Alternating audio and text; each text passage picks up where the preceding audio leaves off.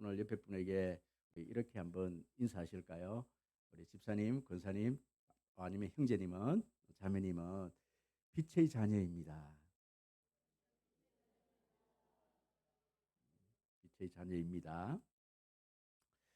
성도의 마땅한 삶이라는 제목으로 지금 이제 계속해서 지금 증거를 하고 있는데요. 저번 주에 우리 성도의 마땅한 삶에 대해서 그렇게 두 가지로 살펴보았는데, 성도들의 마땅한 삶, 사랑과 감사입니다. 그래서 이 사랑을 두 가지로 나누어서 설명을 드렸습니다.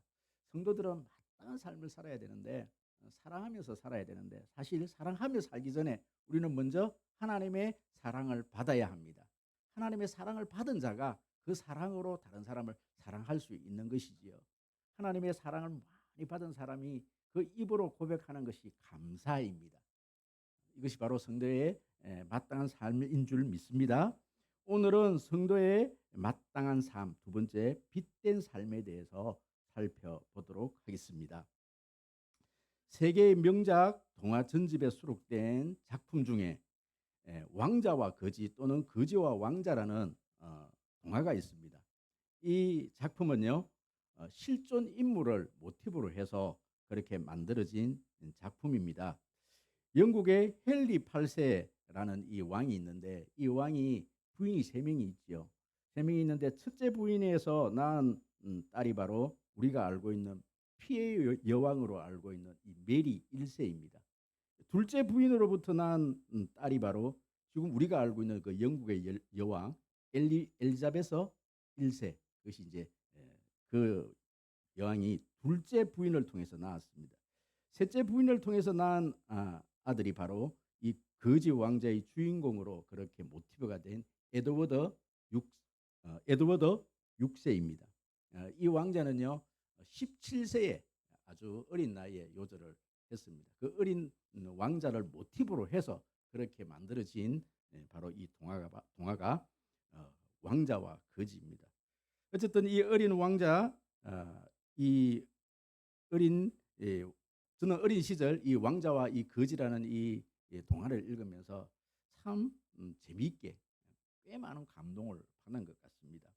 지금 생각해 보면 얼굴이 똑같은 아이가 두 명이, 한 사람은 왕궁에서 자라고 한 사람은 길거리에서 가난한 집에서 그렇게 자라는데, 지금의 어떤 그 예전의 어떤 그 작가들은 이렇게 막 닮은 사람들을 막 이렇게 붙여갖고 이렇게 소설을 쓰기도 하고 동화도 쓰기도 했는데요. 지금 생각해 보면은 참 이런 어떤 상상으로 또 이런 어떤 제목으로 좀 소설을 해서 좀 이렇게 했으면 더 짜임새가 있었겠다. 어떤 사람이 왕이 헨리 8세가 일란성 상둥이를 남자 아이를 2명을 낳았다. 그런데 어떤 정치적인 어떤 모함으로 말미암아 한 왕자를 어디에 다른 어떤 그 거리에 있는 어느 가난한 집에 아들로 키우게 했다.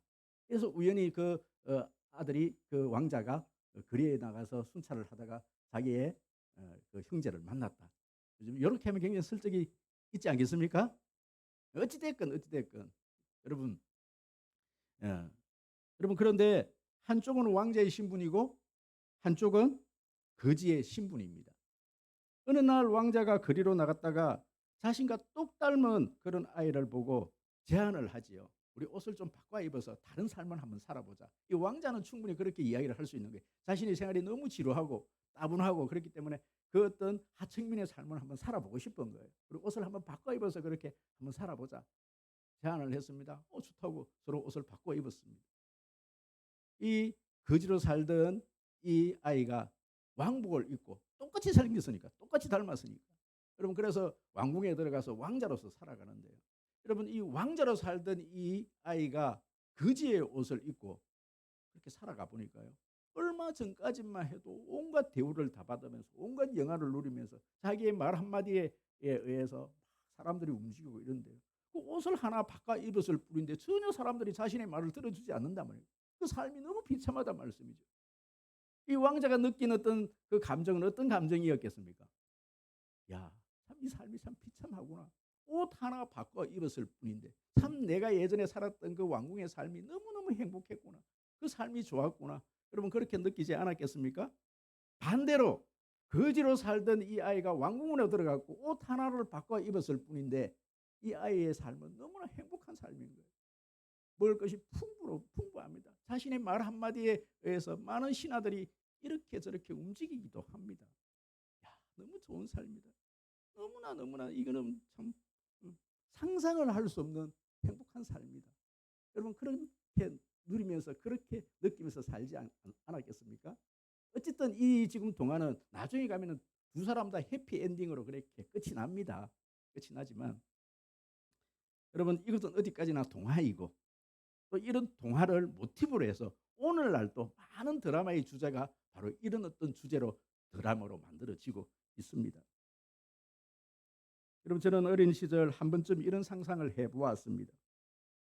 어린 시절에 형님들이 누나들이 너는 다리 밑에서 주워왔다 그러면서 어머니가 이렇게 고함을 지를 때는 언제나 방 한 구석에 이렇게 웅크려 앉아서 상상을 해보았습니다.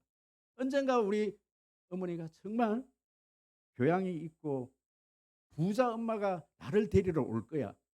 여러분 이런 상상을 하면서 그 고통을 참아내고 견디내고 그렇게 지냈던 시절 혹시 여러분 계시지 않습니까? 이 중에 지금 우리 청년들 그런 청년들 없습니까?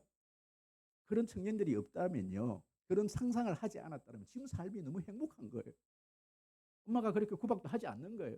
형제들이 너의 다리 밑에서 주워왔다. 여러분 이런 이야기도 하지 않는 거예요. 저희들 시대만 해도 아이들이 많기 때문에 한 5씩 이렇게 부모가 이렇게 아이들을 놓아놨기 때문에 많은 그런 구박들이 있었지요. 그런 어떤 힘듦이 있었지요.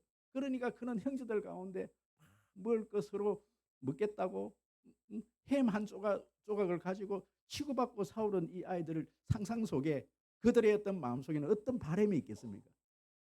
언젠가는 나는 다리 밑에서 주워왔으니까 우리 부자 엄마가 부자 아버지가 나를 찾아올 거야. 여러분 그런 상상을 하면서 살아가기도 하는 것이지요. 그런데 우리 중고등부 학생들을 이런 상상 한번 해보지 않습니까? 다행입니다. 다행입니다. 저는 저희 어떤 저를 낳아주신 저희 아버지는 참 인자하셨습니다. 언제나 제가 막내로 태어났기 때문에 저희 아버지는 이렇게 수염이 덥수룩하게 늘 이렇게 수염이 이렇게 많이 있으셨는데 꼭 이 저를 이렇게 이렇게 어렸을 적에 이 어떤 수염으로 제 볼을 이렇게 비벼 주셨고 비비면서 막 안아주셨던 그런 기억이 있고요. 또 언제나 저희 아버지는 이렇게 목욕탕에 저를 데려가서 목욕을 하고 나면 언제나 바나나 우유를 사 주셨습니다. 중고등부 시절에는 그 사춘기 때 참 많은 대화들을 나눴습니다. 아버지하고 밤새도록 그렇게 이야기를 하면서 어떤 정치 문제, 경제 문제 이런 이야기를 하면서 아버지하고 이렇게 대화를 많이 했습니다. 그때 제가 이래 아버지에게 아버지 인생 그렇게 사시면 안 됩니다. 막 이렇게 했는데 우리 아버지는 그 이야기를 다 들어주셨더라고요. 한 번은요, 제가 고등학교 시절입니다. 이 신문 배달이 너무 하고 싶은 거예요. 신문 배달을 하고 싶은 거예요. 그래서 신문 배달을 아버지 몰래 신문 배달을 그렇게 했습니다. 했더니 저희 할머니가 그때 이제 이렇게 자취방에서 밥을 해주시고 있습니다. 이 우리 할머니가 저희 아버지에게 이렇게 고사질을 한 거예요. 지금 제가 지금 뭔가 새벽에 일찍이 나가는데 뭘 하는지 모르겠다고 좀 와서 좀 알아보라고. 그때 제가 이렇게 몰래 아버지 몰래 3일째 이 신문 배달을 하고 있었거든요. 그래서 아버지가 오셔갖고 고등학교 때문에 오셔갖고 아니 네가 지금 내가 자취방에 방도 그거 해주고 할머니에게 밥도 해주고 이거 다 하는데 뭐가 부족해서 돈이 부족해서 지금 신문 배달을 하고 있느냐고 이렇게 말씀을 하시는 거예요. 왜 신문 배달을 하느냐는 거예요. 그래서 제가 이유에 대해서 설명을 했습니다. 몇 가지로 설명을 했습니다. 첫째는 제가 일찍 일어나고 싶은 어떤 습관을 좀 기르고 싶습니다. 그래서 제가 아침 일찍 일어나는 훈련을 하기 위해서 한 달간만 신문 배달을 한번 해보겠습니다. 그때는 아버지 밑에 있었기 때문에 참 행복했던 시절이지요. 그죠? 그래서 신문 배달을 해보겠습니다. 그리고 제게는 갖고 싶은 게 있습니다. 갖고 싶은 어떤 제품 하나가 있는데 여러분 예전에 그 마이마이라는 카세트 아세요? 그 시절 그때 우리 손이 마이마이 이 어떤 요 카세트 손 카세트 그거 하나 갖는 게요. 지금 우리 아이들이 핸드폰, 스마트폰, 아이폰 하나 갖는 그때 그 어떤 감성하고 거의 비슷합니다. 그거 하나 갖고 싶어. 그때 그 마이마이 하나가 16,000원 정도가 했는데 한 달 신문 배달을 하면은 그거 하나를 살 수가 있거든요. 그랬더니 그래 해봐라 그렇게 말씀을 하시더라고요. 한 달 허락을 해주시더라고요.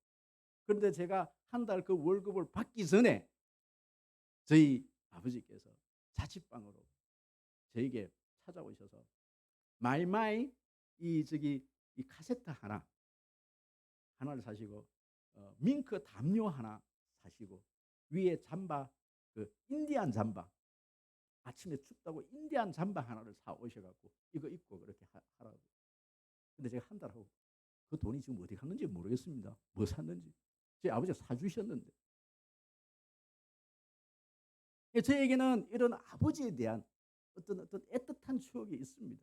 그럼에도 불구하고 저희 아버지는 제가 20살 때 아버지가 세상을 하늘나라로 가셨습니다. 아버지의 자리가 너무 컸고 아버지가 저에게 어떻게 도와주셨던 어떤 경제적인 부분이나 여러 가지 어떤 그런 것들이 너무 컸기 때문에 그 아버지의 빈자리가 너무 큰 거예요.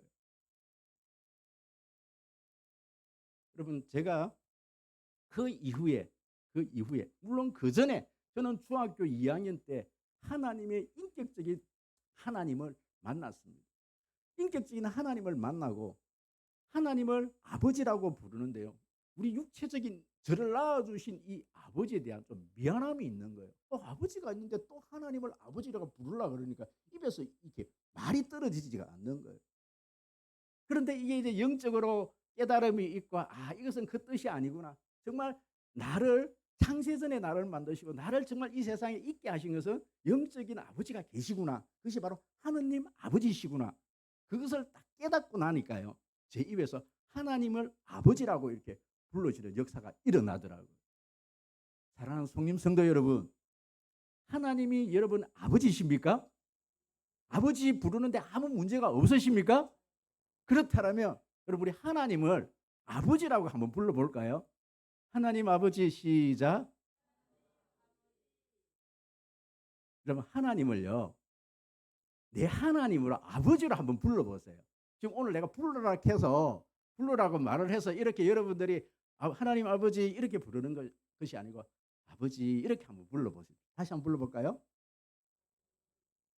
소리 작은 게 문제가 아니고 내 마음속에 고백의 아버지를 다시 한번 더 불러볼까요? 시작. 아버지. 아니 아버지 진짜 아버지 부르듯이 아버지. 그러니까 이 아버지라고 부르는 그 어떤 단어에는요 모든 게 다 포함이 되어 있어요.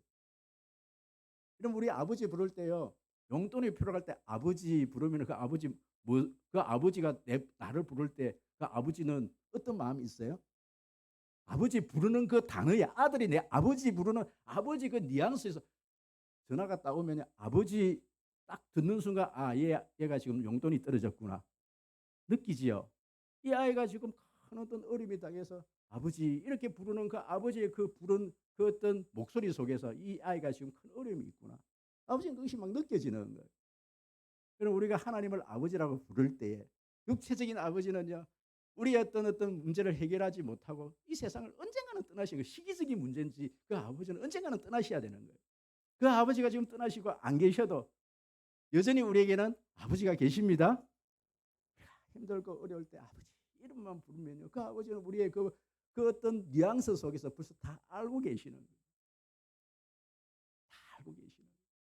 그래서 우리 인생의 어려움을 만났을 때 지금 내가 지금 어떤 해결되어지지 않는 그 문제 앞에서 그 하나님의 아버지 이름을 부를 수 있는 저와 여러분 되어지시기를 주의 이름으로 축복합니다.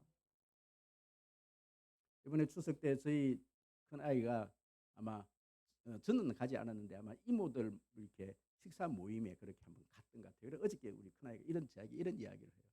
이번에 갔더니 이모들이 이모가 4명이거든요.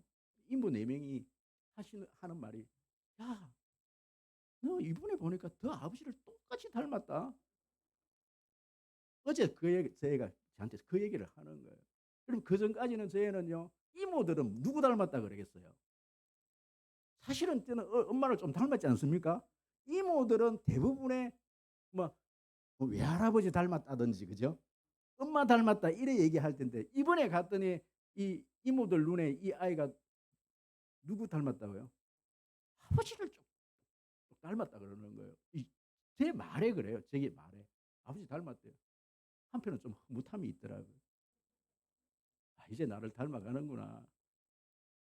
우리 아버지 잘생겼거든요. 우리 아버지, 우리 친아버지 참 잘생기셨어요. 제가 내 사진을 보면 참 남자답게 생기시고.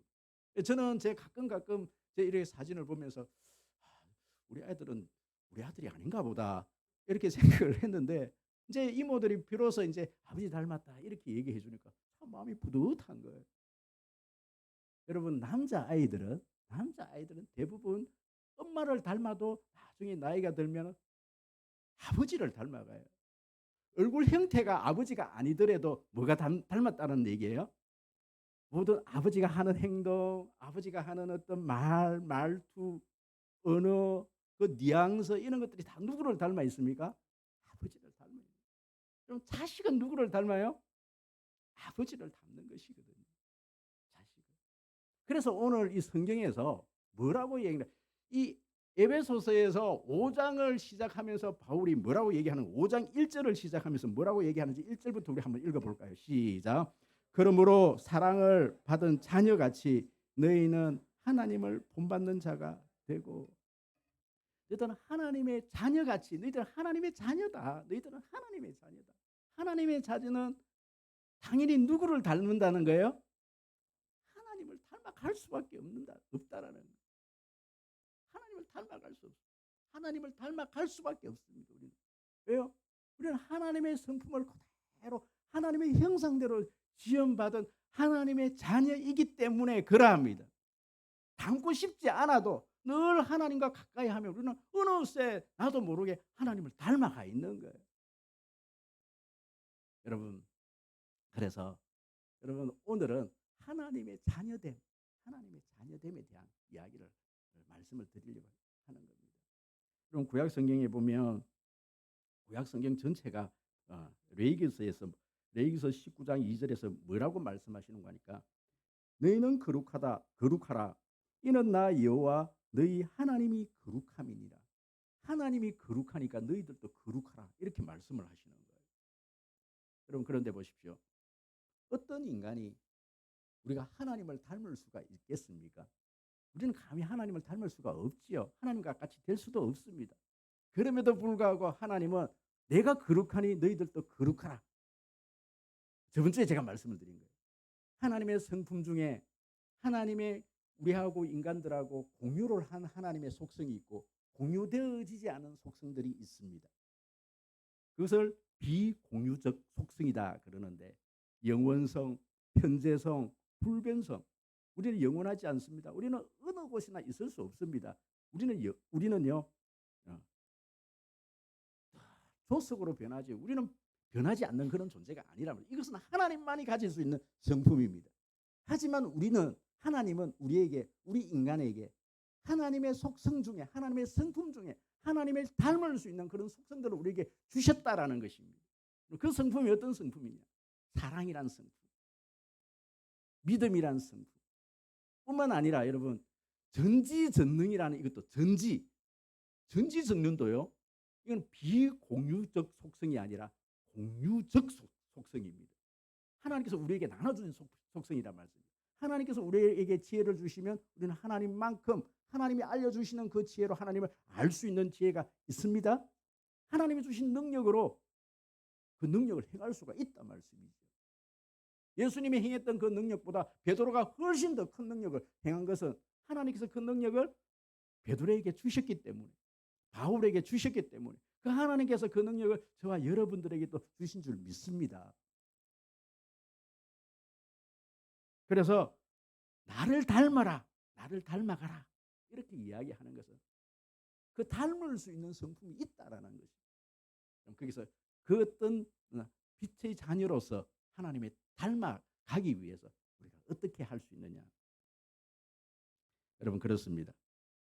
오늘 제가 세 가지로 간단하게 무엇이 빛의 자녀처럼 행하는 것일까? 빛의 자녀로서 하나님의 닮아가기 위해서는 뭘 해야 되는 것인가에 대해서 몇 가지로 여러분들에게 말씀을 좀 나눠드리려고 합니다. 여러분 첫 번째가요. 여러분 주보를 좀 보시면요.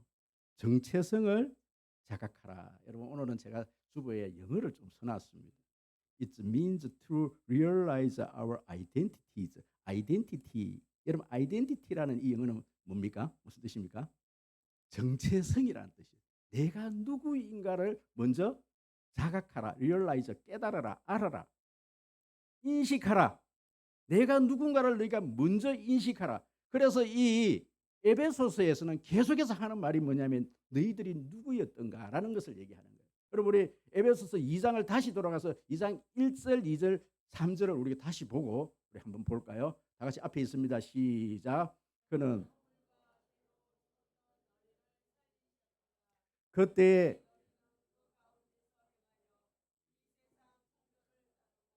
공중 권세 잡은 자를 따랐으니 곧 지금 불순종의 아들들 가운데 역사하는 영이라. 전에는 우리도 그 가운데서 욕심을 따라 지내며 육체와 마음이 원하는 것을 하여 다른 이들과 같이 본질상 진노의 자녀이었더니.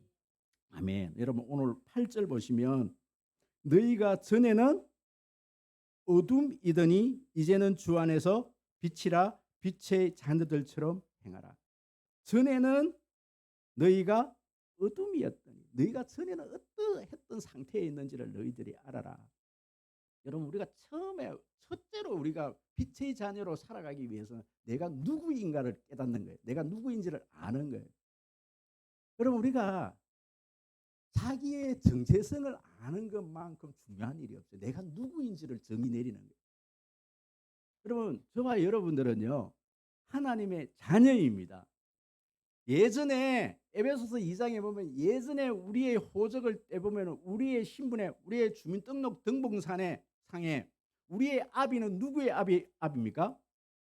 마귀. 호적 등본을 뜨면 우리의 아버지는 마귀로 되어 있고요. 우리는 누구의 자녀로 되냐? 마귀의 자녀 이렇게 얽혀 있다니까요. 우리가 예수 그리스도를 영접하고 하나님의 자녀가 되고 난 다음에 곧 주민등록 등본을 띄보면 우리의 아버지는 누구? 하나님. 우리는 누구의 자녀? 하나님의 자녀다. 이게 왜 그렇게 중요합니까? 이게 왜 그렇게 중요합니까? 여러분 교회가 무엇입니까? 교회가 뭐하는 것입니까? 교회는 건물이 아니라 예수 그리스도를 주로 고백하는 사람들의 모임이 교회입니다. 요 정의 하나만 우리가요 딱 알고 나면요 교회는요 그냥 우리 있을 수가 없는 거예요. 교회는 건물이 아닙니다. 내가 교회입니다. 여러분이 누구입니까? 내가 누구입니까? 여러분 우리는 하나님의 자녀입니다. 이 정의 하나만 딱 알고 있으면 우리 세상에서 여러분 그냥 살 수가 없는 겁니다. 그래서 제가 오늘 찬양 한 곡을 가져왔는데 이 찬양이 이 지금 첫째 돼지 정체성을 깨닫게 하는 이 찬양만큼 우리를요 정확하게 우리에게 알려주는 말씀이 없어요. 한번 보십시오. 이 말씀 제가 이 찬양 부르고 난 다음에 우리가 사도 바울에 대해서 제가 조금 말씀을 드리겠는데 나는 어둠이었었는데 라는 찬양입니다. 우리 같이 한번 불러보도록 하겠습니다.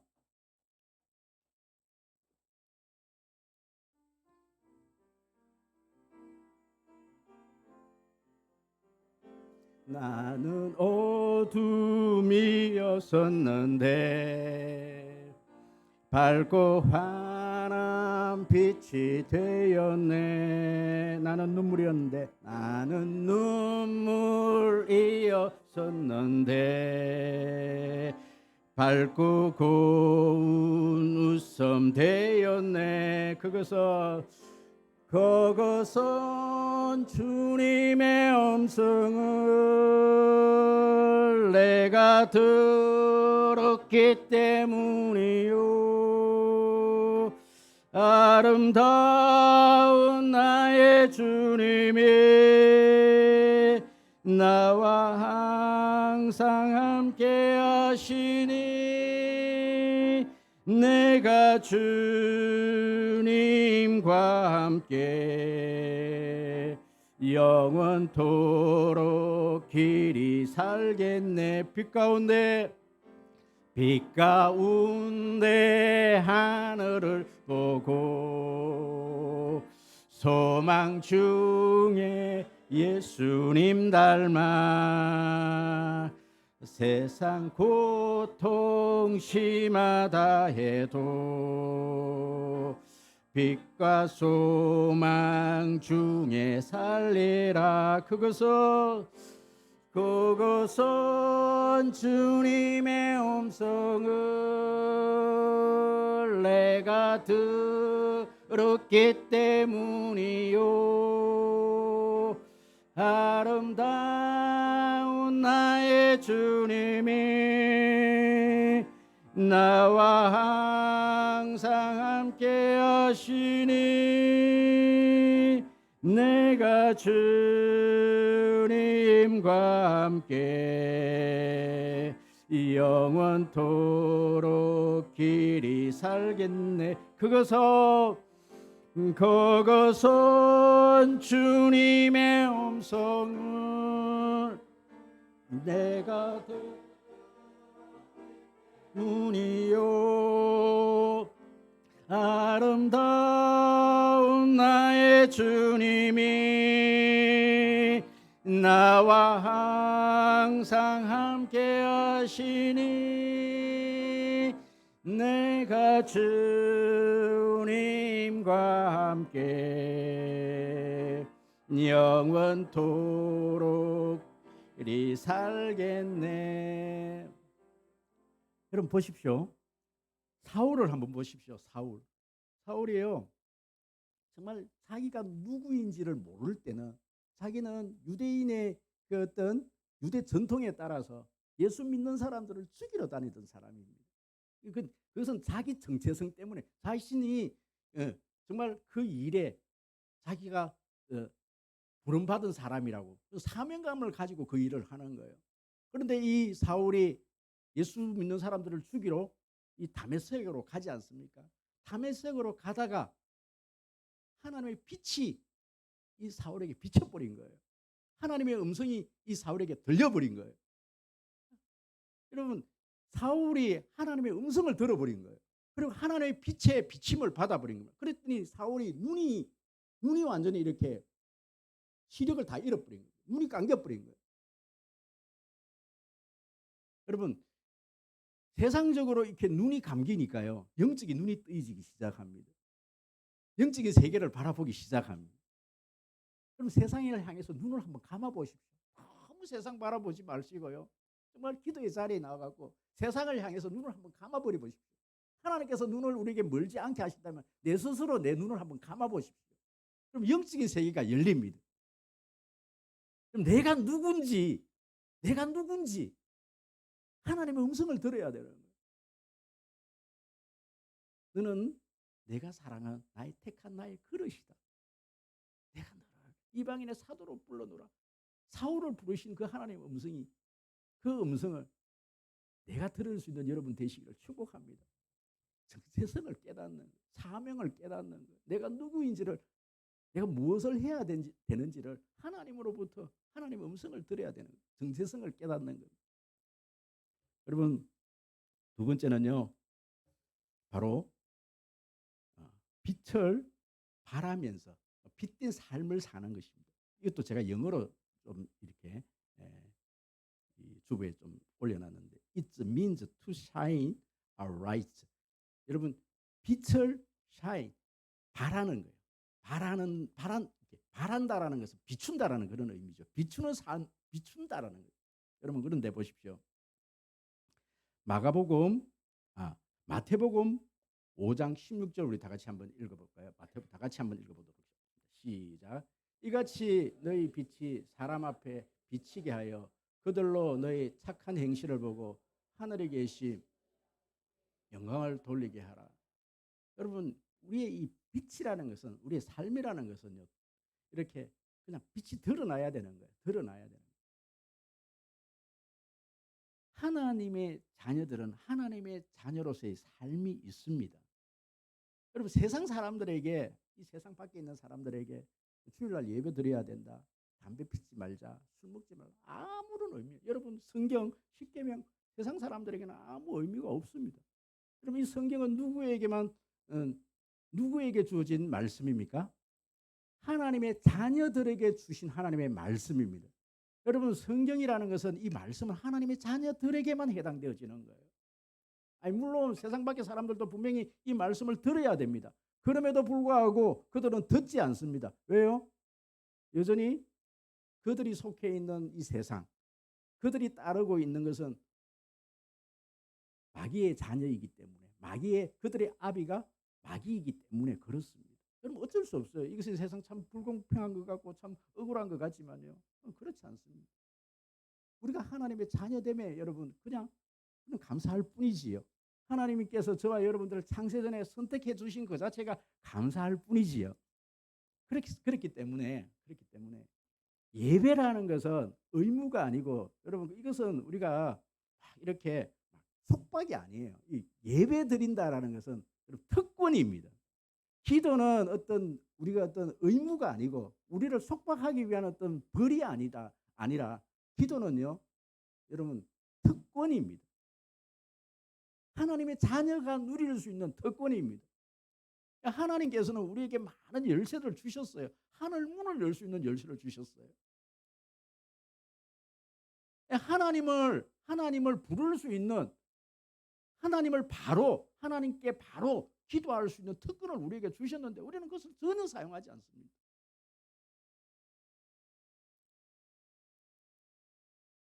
여러분 그렇습니다. 하나님의 자녀는 하나님의 자녀답게 그냥 살아가는 행위가 빛입니다. 주일날 이렇게 교회 오는 그 자체가 세상 사람들에게 볼 때는요, 빛이라는 거예요. 성경 들고 그냥 교회 오는 그 자체가 세상 사람들을 볼 때는 빛된 삶입니다. 그냥 그렇게 살아가는 거, 우리가 딱히 막 전도를 하고 뭔가를 행하라는 것이 아니라 그냥 하나님의 자녀답게 살아가는 그 모습이 빛된 삶이라는 것이지요. 안도현 시인이 쓴 가슴 뭉클한 시 중에 하나가 있습니다. 너에게 묻는다라는 시입니다. 연탄재 함부로 발로 차지 마라. 너는 누구에게 한 번이라도 뜨거운 사람이었느냐. 이게 시입니다. 시 9절입니다. 함부로 연탄재 차지 마라. 그럼 이제 연탄재 살 일도 없지요. 연탄재가 없으니까. 근데 예전에 밖에 나오면 꼭 연탄재 밖에 있으면 그걸 한번 차고 가요. 언제 너희들이 한 번쯤 이렇게 남을 위해서 뜨거운 사람이었던 적이 있느냐. 빛을 한번 이렇게 남을 위해서 뜨거운 삶을 한번 살아본 적이 있느냐. 자신 몸을 온전히 불태워가면서 남을 위해서 한번 살아본 적이 있느냐라는 시인 것이죠. 신학교 1학년 때 교수님께서 이런 말씀을 하십니다. 1학년 때 들어오면 가슴이 불덩이가 된다. 그런데 졸업할 때가 되면 이 불은 다 꺼지고 연기만 남아서 빛은 고사하고 다른 이들의 눈만 맺게 하는 그런 어떤 연기만 뿜어내는 그런 어떤 수덩이가 되는 친구들이 있다. 이렇게 말씀. 사실 그런 것 같아요. 여러분 한번 보십시오. 신앙생활이 뭔고? 우리가요 장작불 안에서 아궁이 안에서 불이 활활 탈 때는 여러분 연기가 나지 않습니다.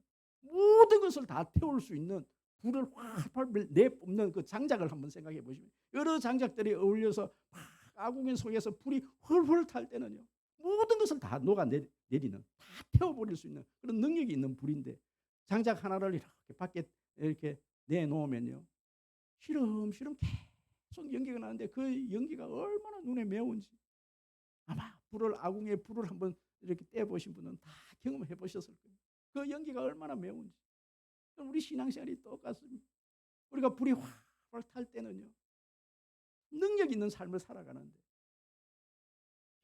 지금 불이 제대로 붙지 않아 갖고 거슬러놓고만 놓았던 이 어떤 장작들, 신앙생활이, 이것도 신앙생활도 아니고 세상 사람도 아니고 그냥 왔다 갔다 이렇게 신앙생활이 글로만 놓은 우리 어떤 신앙생활이 어설픈 우리 신앙생활을 한번 보자라는 거예요. 얼마나 연기만 내면서 다른 사람들을 힘들게 하느냐는 말씀인가요? 여러분 저는 이 스펄전 목사님의 설교도 참 좋아합니다. 그래서 스펄전 목사님의 그 어떤 일화를 보면 이런 내용이 나와요. 이 스펄전 목사님은 사회 문제를 외면하지 않고 참 많은 부분에 관심을 가졌습니다. 노예 제도에 있어서도 상당한 어떤 자신의 의견을 내고서 비판도 하고, 뿐만 아니라 학교와 고아원, 양육원을 지어서 직접 설립해서 그렇게 사역을 감당하기도 했습니다. 그런데 이 스펄전 목사님의 그 일화에 보면은 좀 우리가 이해하지 못했던, 그 시대에 그 사람들이 이해하지 못했던 행동들을 이 스펄전 목사님이 하셨어요. 그게 무슨 행동인가 하니, 부부가 닭을 기르면서 그 닭에서 나온 이 달걀을 사람들이 비싼 가격에 파는 거예요. 그래서 사람들이 수군거리기 시작합니다. 아니, 저 목사님은 분명히 교회에서 사례를 줄 텐데 왜 저렇게 달걀을 비싼 가격에, 그렇게 닭을 키워서 비싼 가격에 파느냐고. 그런데 이 스펄전 목사님 부부는요, 거기에 대해서 아무런 어떤 해명을 하지 않았어요. 평생을 그렇게 사셨어요. 그런데 나중에 이 스펄전 목사님 부부가 죽고 난 다음에 이 사실이 알려진 것이죠. 그 달걀을 판 돈으로 이 힘든 노인 부부를 생활비를 다 대고 있었던 거예요. 그런데 그것을 남에게 이렇게 이야기하면서 할 수가 없었기 때문에 그것을 그분들의 어떤 자존심 때문에 몰래 그 일을 한 거예요. 그러면서 그 비난들을 다 받으셨던 거예요. 왜 그 달걀을 저렇게 비싼 가격 돈을 받고 저렇게 팔지? 그 비난을 다 받으십니다. 여러분 혹시 여러분들의 삶에서 여러분들의 착한 행실 때문에 여러분들이 비난받고 계시는 일들이 있다면요, 그것도 언젠가는 드러납니다. 빛은요, 그냥 빛은 이 어둠으로 가둘 수가 없습니다. 우리의 착한 어떤 그 행실, 우리의 어떤 진심, 우리의 의로움, 진실한 삶은 언젠가는 다 드러나게 돼 있습니다. 그것을 내 입으로 직접 말을 하지 않아도 그 진실은 다 드러나게 돼 있다는 말씀이죠. 굳이 지금 내가 오해받고 있는 그 일에 대해서 굳이 해명하려고 그렇게 애쓰지 않으셔도 된다는 말씀입니다. 빛된 삶은 아무리 어둠이 가두려고 해도 가둘 수가 없는 것입니다. 또 한 가지 원리가 있습니다. 어둠은 빛으로만 몰아낼 수 있다는 사실입니다. 어둠은 빛이 들어가야만이 그 어둠을 물리칠 수 있다는 사실입니다. 여러분 아무리 의롭게 살려고 우리가 착한 일을 하려고 해도요, 좀 되어지는 것이 아닙니다. 빛이 들어와야 그 일을 할 수 있는 것이죠. 내 힘으로 안 되는 것입니다. 내 힘으로 하면은요, 금방 지쳐버리고, 금방 하다가도 자꾸 불평이 일어나고, 금방 하다가도 자꾸 내 마음속에 자꾸만 내 마음이 힘이 들어. 내 힘으로 하는 것은. 그런데 하나님께서 주신 힘으로, 하나님 주신 그 빛의 힘으로, 능력으로 그 일을 감당해야만이 여러분 그 일을 할 수 있다라는 사실입니다. 주의 일이라는 것은 그런 것입니다. 그 빛을 받으시는 여러분 되시기를 주의 이름으로 축복합니다. 마지막으로 한 가지만 더 생각하도록 하겠습니다. 빛의 열매입니다. 이것도 영어입니다. It means to bear to our fruits. 여러분 to bear이라는 건 품다, 열매. 여러분 열매를 맺는 것을 bear, 품다, 열매를 품어내는 거예요. 품어내는 겁니다. 여러분 분명한 것은요, 여러분 오늘 이 지금 우리가 읽었던 이 본문에 보면 계속해서 두 가지를 지금 이렇게 대조해서 지금 말씀을 하고 있습니다. 어둠에서 오는 열매는 음행과 온갖 더러운 것과 탐욕이다. 5장 3절에. 그렇지만 빛의 열매는 오늘 말씀에서 착함과 의로움과 진실함이다. 열매 3가지를 말했지만 근본적으로 이 열매는요, 성령의 9가지 열매입니다.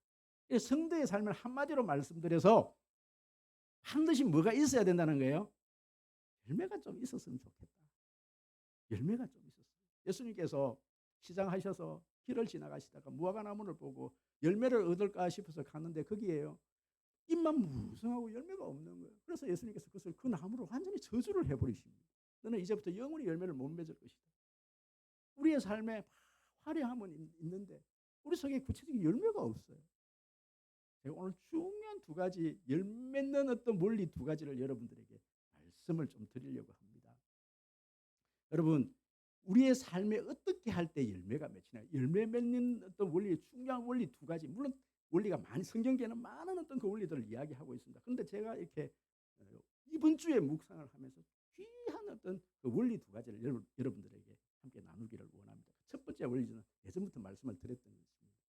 심는 대로 거두는 원리입니다. 심는 대로 거두는 원리입니다. 여러분, 우리가 구원은 우리의 노력, 우리가 심는 것 아무것도 없습니다. 우리의 구원은 하나님께서 거둬주신 은혜입니다. 그 어떤 노력도 필요 없습니다. 그 어떤 행함이 필요 없습니다. 하나님께서 우리의 행함과 상관없이 구원은 하나님께서 우리에게 주신 하나님의 은혜요 선물입니다. 하지만 여러분, 열매라는 것은 그렇지 않습니다. 열매는 심는 대로 거두는 것이 성경적인 원리입니다. 많은 것을 거두면 많은 것을 얻습니다. 콩을 심으면 콩을 거두는 것이 정답입니다. 팥을 심으면 팥을 심는 것이 정답입니다. 또 한 가지, 여러분, 이것은 지금 앞에서 말씀드렸던 요것과 더불어서 제가 설명을 해드리겠습니다. 이번에 여러분 상주에서 우리 신단 집사님 아버님 신상철 우리 성도님의 그 장례 예배를 우리가 이번에 4번을 그렇게 드렸어요. 그 중에 발인 예배 때 제가 이번에 제 원고를 참 이 컴퓨터에서 제가 정리를 했고 정말 잘 이렇게 정리를 해놨거든요. 이 컴퓨터라는 게 참 기계를 믿을 게 못 되는 게 다 날아가 버렸어요. 어디로 날아가 버린지 모르겠어요. 왜 날아갔는지도 모르겠어요. 어쨌든 날아가 버린 거예요. 그래서 이 원고를 다시 정리를 해서 제가 이번에 좀 힘들었습니다. 또 다시 정리를 해야 돼요. 근데 이제 발인 예배 때 발인 예배 이 설교를 여러분 부활의 첫 열매라는 제목으로 말씀을 고린도전서 15장을 다시 제가 또 묵상을 하게 된 거예요. 묵상을 다시 하게 된 겁니다. 여러분, 제가 그 부분을 한번 좀 읽어드리면서 제가 좀 설명을 좀 드릴게요. 고린도서 15장 우리 한번 먼저 15장 20절 21절이죠. 22절까지 시작.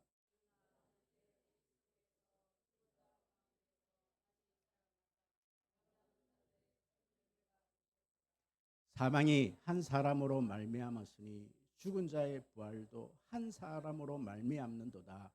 아담 안에서 모든 사람이 죽은 것 같이 그리스도 안에서 모든 사람이 삶을 얻으리라. 여러분 여기 보시면 두 가지 내용이 나와 있습니다. 그러나 이제 그리스도께서 죽은 자 가운데서 다시 살아나사 잠자는 자들의 첫 열매가 되셨다. 한 사람이 이 죽음으로 말미암아 많은 사람이 살아나게 되었다. 이렇게 예수님께서 바울이 이제 설명을 하니까 어떤 사람이 질문을 하는 거예요. 여러분 35절입니다. 35절입니다. 누가 묻기를 시작. 누가 묻기를 죽은 자들이 어떻게 다시 살아나며 어떠한 몸으로 오느냐 하리니. 일단 35절 딱 놔두고요. 35절에서 두 가지 질문을 하는 거예요. 사람이 어떻게 다시 살아납니까? 그리고 어떻게 어떠한 몸으로 다시금 우리가 다시 살아납니까? 두 가지 질문을 합니다. 그랬더니 예수님께서 이제 36절 37절 이렇게 대답을 해주시는 거예요. 다 같이 시작. 어리석은 자여 내가 뿌리는 씨가 죽지 않으면 살아나지 못하겠고 또 내가 뿌리는 것은 장래의 형체를 뿌리는 것이 아니요 다만 밀이나 다른 것의 알맹이 뿐이로되 어리석은 자들이여. 예수님께서 식물을 비유를 해서 지금 여기서 말하는 바울이 하는 거죠. 식물을 비유를 해서 설명을 해주는데 이것이 너무 명확한 거예요. 여러분 부활에 대해서 이것만큼 더 이렇게 잘 설명한 내용이 없습니다. 보십시오. 너희들이 지금 씨앗을 심지 않느냐? 그 씨앗이 무슨 형태가 있느냐? 두 번째 원리입니다. 여러분 씨앗을 심으면요, 이 씨앗이 다시금 살아나기 위해서는 반드시 죽어야 합니다. 뭐가 죽습니까? 껍질이 죽어야 되는 거예요. 죽는다는 것은 우리 몸이 죽는 겁니다. 우리 몸이 죽어야 우리 영혼이 어떻게 다시 살아날 수 있다는 거예요. 여기서 씨앗에 비유해서 벽실을 심지 않느냐? 요즘은요, 여러분 마늘 6종 마늘 한쪽을 심었는데 또다시 6개가 나는 거예요. 6개가 나는 겁니다. 예전에는 참 희한한 것은 여러분 고구마 줄기를 감자 줄기를 이렇게 심었는데 요즘은 그냥 감자를 잘라고 심지 않습니까? 형체가 없어요. 예전에는 그 형체를 심었는데 씨앗을 심었는데 여러분 이 감자를 다 쪼개갖고 고구마 형체 있습니까? 줄기를 심었는데 아니 고구마는 형체를 보고서 그런 것이 날 것이라는 것을 보고 줄기를 심었는데 이 고구마가 나더라는 거예요. 여러분 씨앗이 땅에 떨어져서 썩지 아니하면 결코 새싹이 날 수가 없습니다. 다시 말씀드리면 여러분 어느 신문에서 어떤 미라가 3,000년 전에 어떤 씨앗이 벽시가 하나가 있었는데 이것이 싹이 안 나고 그대로 있었던 거예요. 그것을 3,000년 이후에 다시 그 씨앗을 심었더니 거기서 다시 싹이 나는 겁니다.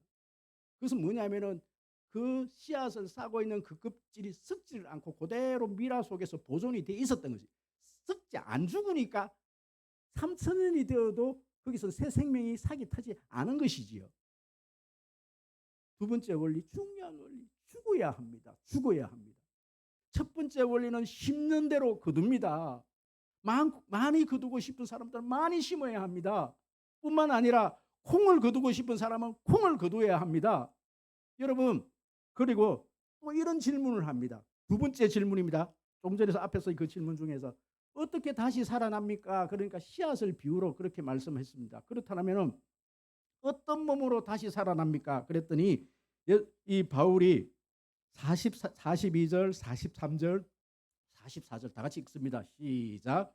죽은 자의 부활도 이와 같으니 썩을 것을 심고 썩지 아니할 것으로 다시 살아나며 욕된 것으로 심고 영광스러운 것으로 다시 살아나며 약한 것으로 심고 강한 것으로 다시 살아나며 육의 몸으로 심고 신령한 몸으로 다시 살아나느니 육의 몸이 있은즉 또 영의 몸도 있느니라. 할렐루야. 여러분 육의 몸이 있고 또 무슨 몸이 있다고요? 영의 몸이 있다 말씀이죠. 우리 육체가 이 세상에 살아가는 몸은 육의 몸입니다. 저 천국에서 살아가야 될 몸은 영의 몸입니다. 그렇기 때문에 우리의 이 육은 이 몸은 흙으로 다시 돌아가야 합니다. 우리의 영은 지금 저 하늘나라에 가 있습니다. 그렇다면 이 몸이 언제 다시금 부활하느냐? 예수님의 재림 때에 이 몸이 완전한 영의 몸으로 부활하십니다. 그때는 장애가 있는 몸도 전혀 장애가 없는 몸으로 완전한 영의 몸으로 다시 부활하십니다. 그렇기 때문에 그곳에서는 아픔도 없고 슬픔도 없고 고통도 없고 우리의 지금 육체적인 고난이 아무것도 없다라는 거예요. 왜요? 영의 몸을 새로 입기 때문에 그렇습니다. 그럼 이것만큼 더 정확한 어떤 열매에 대한 정확한 어떤 확신이 어디에 있습니까? 여러분 열매에 거두는 원리는 단순합니다. 뿐만 아니라 여러분 스스로 속이지 말아야 될 게 지금 우리는요 육의 것들을 자꾸 심어놓고 자꾸 영적인 것을 거두려고 한다라는 사실이죠. 예수는 하지만 우리 젊은이들 얼마나 아침 저녁으로 헬스 요즘은요 TV에서도 너무 헬스 트레이너가 얼마나 고급 직업으로 좀 소개되어 있는지 모르겠습니다. 돈도 많이 벌고 좋은 직업으로. 그리고 우리 젊은이들이 꿈이 헬스 트레이너가 되는 게 꿈입니다. 얼마나 건강에 자기 건강에 그렇게 관심들이 많은지 아침 저녁으로 그 돈을 들여가면서 자기 육체에 대해서는 그렇게 연습을 하면서 영적에 대해서는 시간을 투자를 하지 않습니다. 하루를 여러분 한번 이렇게 펼쳐보고 한번 생각을 한번 해보십시오. 얼마나 여러분들이 영적인 일에 여러분 심고 계십니까? 많은 투자를 하고 계십니까? 그럼 기도는 결코 이론이 아닙니다. 기도는 노동보다 훨씬 더 힘든 작업입니다. 이 기도의 능력은 하루아침에 나타나지 않습니다. 영적인 힘은 하루아침에 나타나지 않습니다. 왜 요거만큼 심어놓고 이만큼의 어떤 영적인 어떤 그 복을 누리려고 여러분 그렇게 여러분들은 왜 내 삶이 왜 이렇게 지금 팍팍하지? 왜 이렇게 힘들지? 내 영혼이 왜 이렇게 힘들지? 힘들 수밖에요. 힘들 수밖에요. 여러분들은 지금 그 영혼을 위해서 여러분들이 투자하는 시간들을 한번 생각 한번 해보십시오. 하루를 한번.